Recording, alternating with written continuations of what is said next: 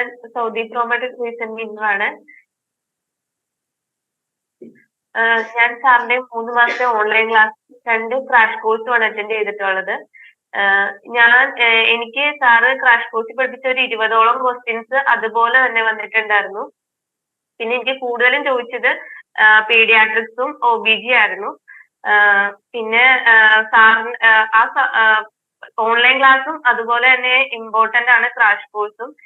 ഇനി എക്സാം എഴുതാൻ പോകുന്നവരോട് എനിക്ക് പറയാനുള്ളത് ആരും ഓൺലൈൻ ക്ലാസ് മിസ്സാക്കരുത്. എല്ലാവരും കറക്റ്റ് പ്രോപ്പർ ആയിട്ട് തന്നെ ഓൺലൈൻ ക്ലാസ് അറ്റൻഡ് ചെയ്യുക. അതുപോലെ തന്നെ ക്രാഷ് കോഴ്സും മോക്ക് ടെസ്റ്റ് ഏറ്റവും ഇമ്പോർട്ടന്റ് ആണ്. അതിനകത്ത് നിന്ന് എനിക്ക് കുറെ ക്വസ്റ്റ്യൻസ് വന്നിട്ടുണ്ടായിരുന്നു.